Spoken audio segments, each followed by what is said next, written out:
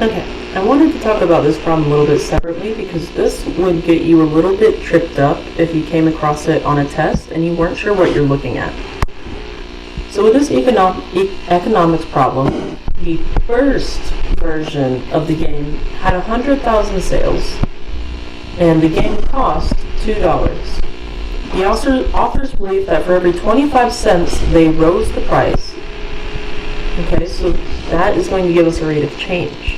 Every 25 cents they rose the price, they're going to have 5,000 fewer sales.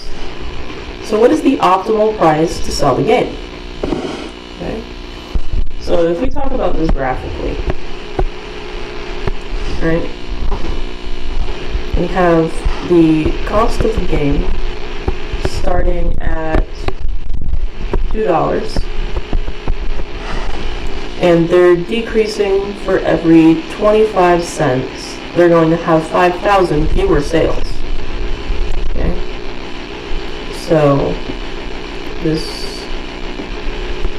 1.75, 1.5, 1.25, 1, and just fill this way. Okay, so for each of those decreases in price, excuse me, for every 25 cents they raise the price, the sales will drop. So we're starting at $2. So here, and then $3 and $4. Okay, then they're going to have 5,000 fewer sales each time they do this. So to make it linear, I'm actually going to cheat a little bit and use a ruler, because the rate of change is going to be constant. Alright? So their sales are constantly decreasing if they raise their price. So right here, they sold 100,000. If you decrease or increase the price by 25 cents, they have 5,000 fewer sales. So that's 95,000, 90,000, and so forth. It keeps going down. So the optimal price to sell the game is the original price.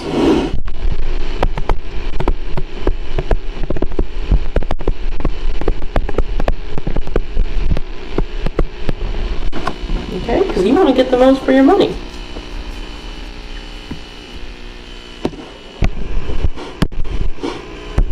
If we're trying to enclose a rectangular area, we've got a rectangle. So let's start with a rectangle. Hopefully I can undo what I just did and get back down to where I was. There we go. And then just draw this rectangle by hand. What is it? Yeah, it's going to do the same thing again. Okay, let's just drag it down there.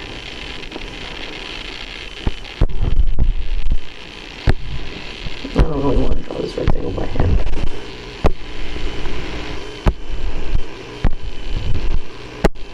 This problem's not awful, so just bear with me. I'm almost there. Alright. So we've got a rectangular area that is going to be fenced using two types of fencing. The front and the back fencing.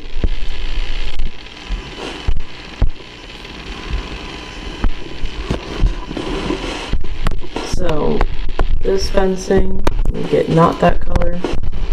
This fencing and this fencing is going to cost $5 per foot. And the sides are going to be $4 per foot. So $5 times however many feet we use for the front and the back, plus the $4 and however many feet we use for the sides, will give us the total cost of the fence.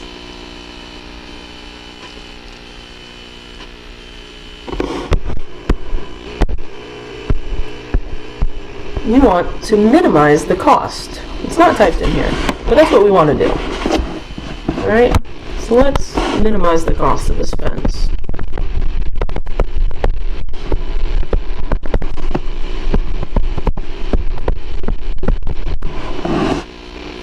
while maximizing the area.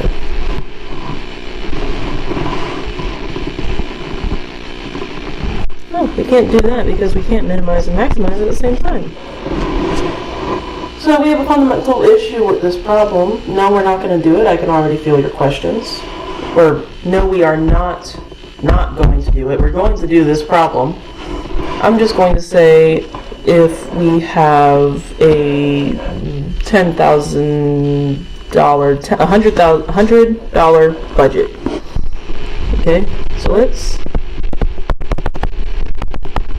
maximize the area on a $100 budget.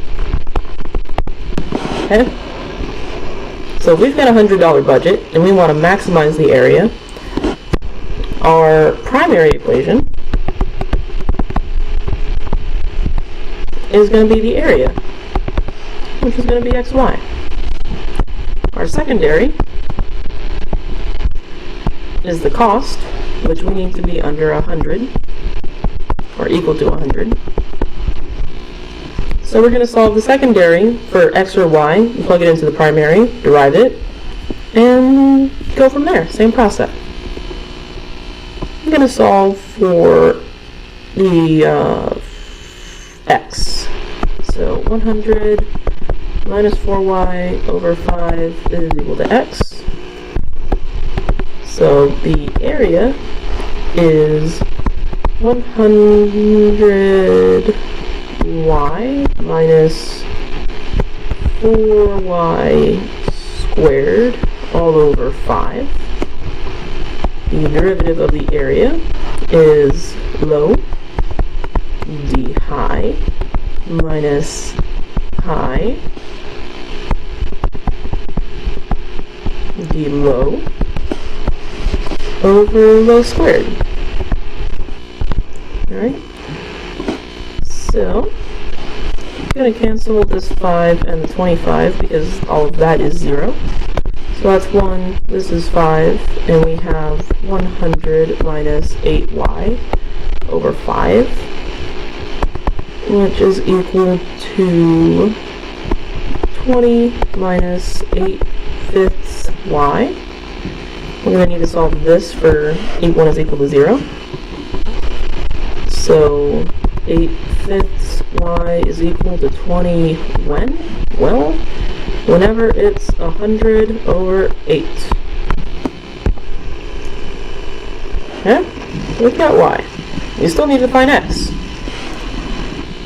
So we're going to take that y, plug it into the x function we had. The x function we had was 100 minus 4y, which is 100 over 8 now. And it's over 5, it equals x.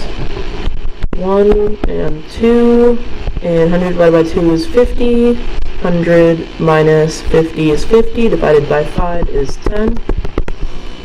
Alright. So, obviously the constraints for this problem is that we've got to have an area. So, if x is 0, then we don't have an area. If y is 0, then we don't have an area. So, our bounds don't make sense in the context of this problem. So we can immediately jump to, we have the max area for a length of 10 feet for front and back.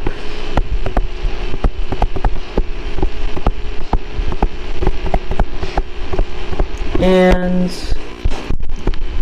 a width of 100 over 8, which is 22, right? No, not 22, 11. 1,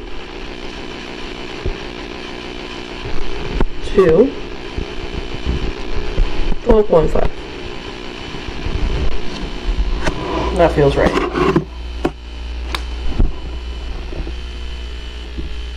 I'm checking. late, like 10:30. I'm sleepy. Let me just check 100 divided by 8. 12 more. Alright.